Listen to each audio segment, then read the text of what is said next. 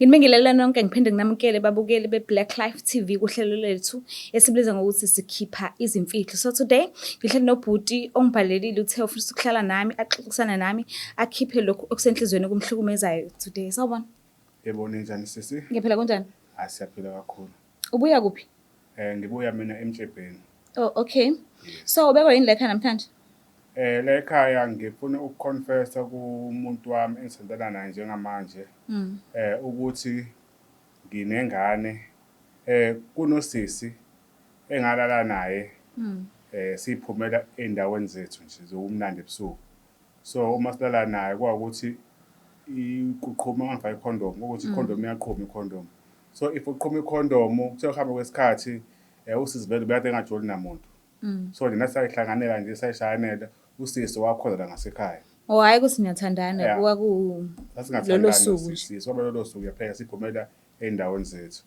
So usisi ngathola ukuthi usisi uyakhulelwa and mase ngiyabheka kahle usisi akekho ubaba wengane. Vele wayengajoli vele usisi. Phela kwayenzeka lokho kwenzeka la nosikhathi and then usisi wakhulelwa. And then nami ngiyakhumbula ukuthi mhlambe kungenzeka kube wakhulelwa. But izinto engiyibonayo manje ingane isikhulile ingane manje and ingane iyafana nami. Yabo kunempawu nje engiyibona ukuthi le eyakithi lengane. So nayiqhuma ke uye wajumpisa noma ufele ngaphakathi? Ngafela ngaphakathi nje because nami ngangade ngingasebenzi. So nangisohlapha ngenzeka mhlawumbe ukhulelile. Oh isizathu sokuthi ufele ngaphakathi ngoba nakho ungasebenzi futhi nami yabo and ngangazi bese ngibona ukuthi vele usisi akanabe ukuthatha naye and nami ayikho into engizoyenza ngeke ngikwazi ukondla ingane anginayo imali. But ungakhona ukuvimba lokho akhona amaphilisi mhlambe esingathi abizwa ngokuthi mhlamba ama morning after noma yini ongafanele uphuze ngakusasa ekseni why ningacabanga into ecishiye ngalapho. Should manje kwaba nje into eyenzeka ngaleso sikhathi so ithi mayenzeka uzovuka kusena hamba kubo nami ngiye endaweni zami namabo so leyo ayifika ngaleso sikhathi yabo but ngiyabona manje kube mhlambe kwenzeka kanjalo ngabe akwenzekanga lokho akaba khulelwa ngosisi njengamanje. So manje mayikhulelwa ke wena usuthuli nje ufela ngaphakathi nje. Yayingeke usisi nami into engangayenza. Ayingeke into engangayenza nasekhaya angisho ngisho ukusho ekhaya because nami ngangazi ukuthi shuthi ngiletha olunye utalati ekhaya. Kuvela nawo sebenza. So njengamanje bengifisa nje ukuconfessa kumuntu wami ukuthi kunengane ekhona kanje and ngifisa ukuthi senze i-DNA test because manje sengikhona amatoho sengabambayo sengakhona ukuthi mhlambe ngisupport ngayo yonke into edingayo. Usunesikhathi singakanani uthanda nomuntu wakho ke lo ufuna ukuconfessa kuyena? Umuntu wami mhlambe sina 7 years because bese ngimlobolile futhi. Nawo abantwana? Nginabantwana ababili. Kuyena? Kuyena yes. Oh okay. So yena umuntu okanjani? Mengasathola indaba eziso today kuzokwenzakalani? Ngiyasaba ukuyiqala lento. Nami angazi ngiqala ngaphi ke. Umuntu onolaka? Umuntu onolaka kakhulu alifaka. But ke kumele ngisho ayikho into engizomele ngiyenze. Kumele ngimtshele ukuthi okay siswami kukanje kanje ukuze silele phambili because nami if kwingane yami nami ngiyadinga ukuthi ibuye ekhaya ihlale nezinye izingane. Yes. Yo so i-relationship yenu njengamanje ke njengoba uchaza ukuthi usuwamlobola injani? Ayintengi ni happy kwenzakalani nje manje? Yeah ngokwe relationship cha sinake kakhulu likhamba kahle kakhulu. Ayikho inkinga esinayo. Awuna inkinga mhlawumbe ukuthi ingasiyonakala ngenxa ukuthi uzokwazi ukuthi khona umunye umntana mhlawumbe ayitshela ukuthi uyamthanda umama wakho ufuna ukuthi maybe umlabanise ngaye. Yena umuntu understanda uma bomchazela isimo akanankinga because kunezinye izitori engithambe esikhulume ngakho ngezinto ecishe efane nazo lezi. But ngeke ngimuze ukuthi akayena umuntu mhlawumbe ongathi uma ngabe khona ingane yangaphandle mhlawumbe engayixwayo uma siyibuyile ekhaya. So nami nginalo lo themba mhlawumbe ngeke azabe nayo inkinga.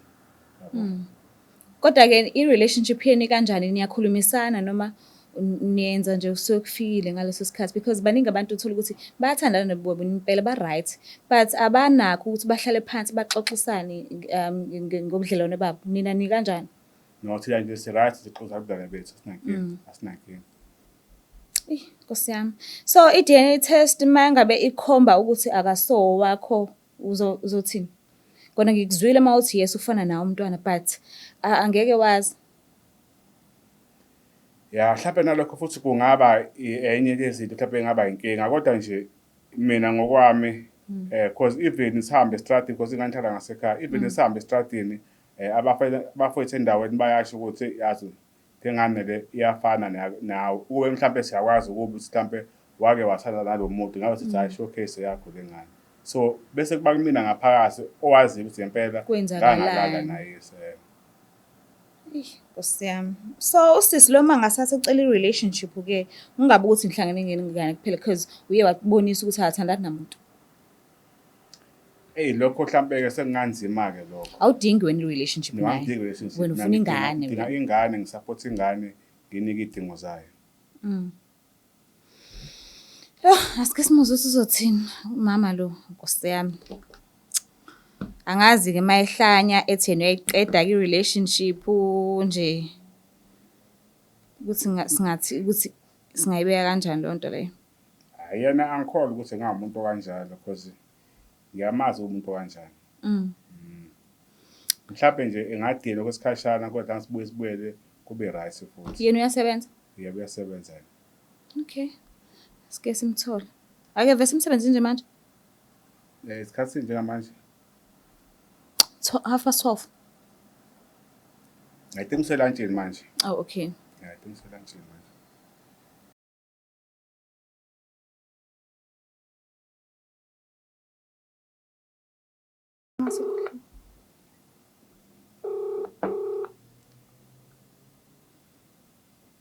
Hello?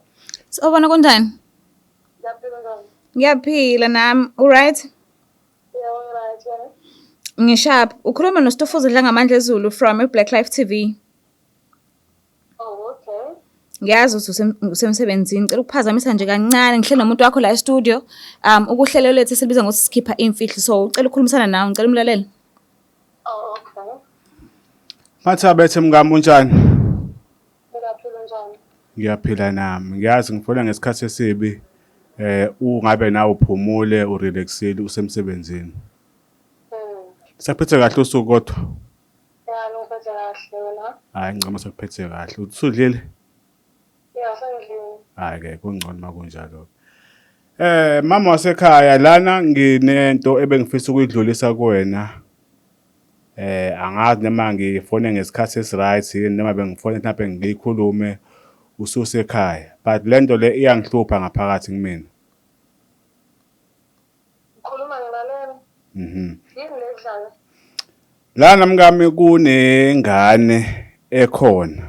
Mhlambe nawe ukuyibone endaweni mayidlula mhlawumbe esitolo mhlambe nawe unganaki. Kunengane kaZandile lo wangezansi. So leyo ngane leyo kunesimo esenzeka sokuthi sigcine silala na uZandile. Ngicela uqeda mabese-ke uyalukhuza. Okay. So uma kwenzeka lokho kwenzeka uZandile wayengenayo ingane. Wayengenalo isoka. So salala kuhamba ngesikhathi ngathola ukuthi usekhulelwe. Uyangizwa? Yes. So ke manje ingane ngisola ukuthi mhlambe ngenzeka ukuthi ngabe eyami lengane, yabo. So bengifisa ukuthi senze i-DNA because ngalo sikhathi kwenzeka lonto ngangakasebenzi and nawe mhlambe sasaqala ukuthola ngalo sikhathi. So nje bengicela nje mama ungixolele ukuthi kufike kanjani kuwena ngalesikhathi but nje ngiyaxolisa kakhulu kodwa nje ayikho into engayenza kumele ngisho ukuze okwami kokuyingane kubuyele ngasekhaya. Because kungiphathe kabuhlungu uma ngiyibona ingane isenkingeni ekubeni ngubaba wayo. Nginesho ukuthi vele ngubaba wayo.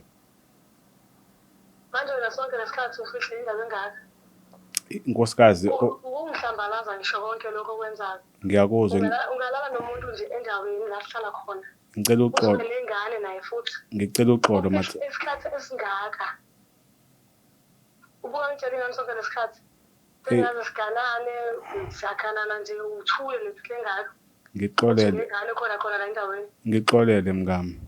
uthi mina abantu bengibuye kanjani endaweni ngoba lento yenzile. Uma bethola nje abantu kuthiwa nje wena nengane endaweni nozanjile. Ish, kunzima.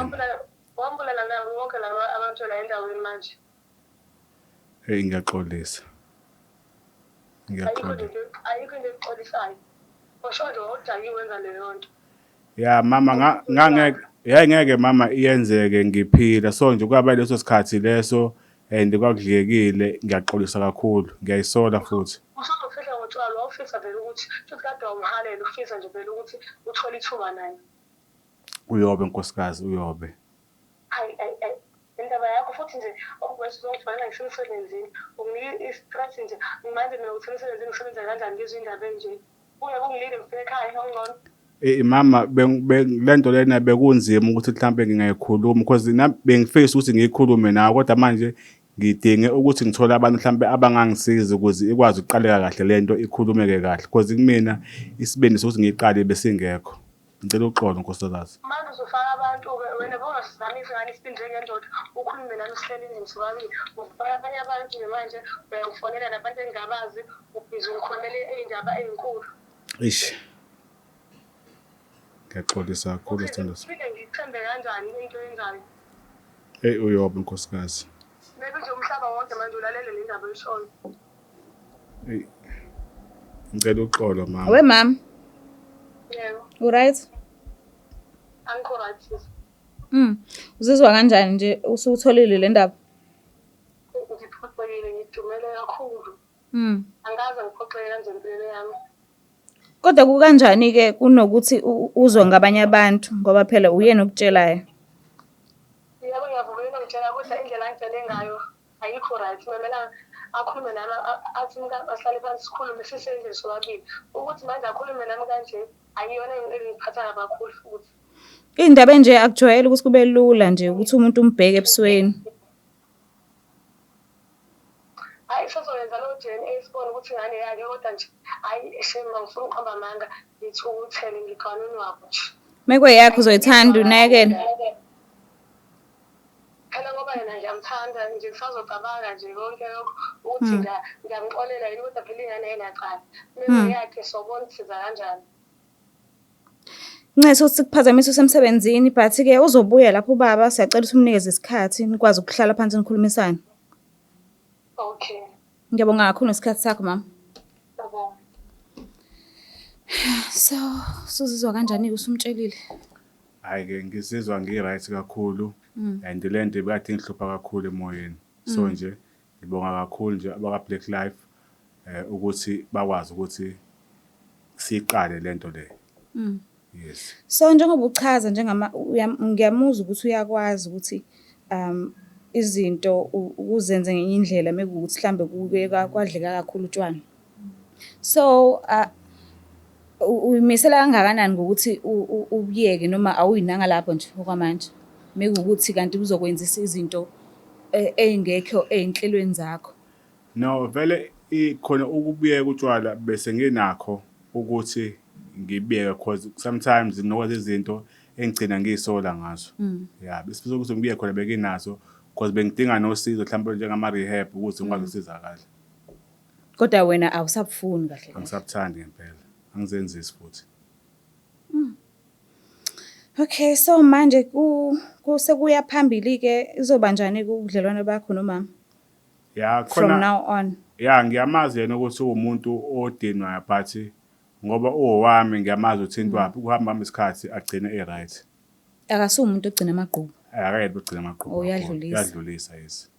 Sekuba right mhlambe ngaleyo ndlela because umuntu ogcina amagqubu kuye kube nzima ukuqhubeka nomuntu okubudlelwane because isikhathi esiningi usuke ungasathandana naso usuthanda namagqubu akubekele wona and ayophinda kulimaze ngawo futhi ngolunye usuku. Yes So injani ke yena i-relationship phakathi kwakho nomama womntwana? Ba omakhelwane nje mhlamba abakhulumi noma bajwayelene noma bayabulisana banjani bona bobo2? Yeah bona bajwayelene kodwa akubona mhlawumbe abakhuluma nje isikhathi esiningi yabo kulokubingelelana and babingelelana. Yes babingelelana. Shothi uyamazi nje umntwana. Uyamazi yes.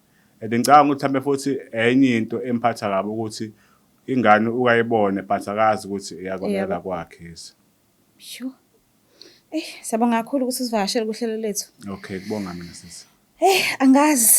Angazi. Abantu abadala bake bathi indoda baye bathi ingane yendoda yakho eyakho nayo. Akunandaba noma ibuye esibelethweni sakho noma ayibuyini esibelethweni sakho, kodwa-ke kufanele uyihloniphe uyithande because kusuke kweyendoda yakho. So ngiyanithanda kakhulu ukuthi nikhumbuze mina ukuthi ngusitufuza dla ngamandla ezulu, umgwenyenkomo Savukazi, umvuleni intokazi ezalwa Mamkhize. Ngiyacela ukuthi ungakhohlwa ukuthi usubscribe, ulike, ushare, uphinde ujoyine futhi lokho kuzokubeka emathubeni ukuthi ivideo mayiphuma ekuqala ubone kuqala nawe. Ngiyanithanda kakhulu. Bye.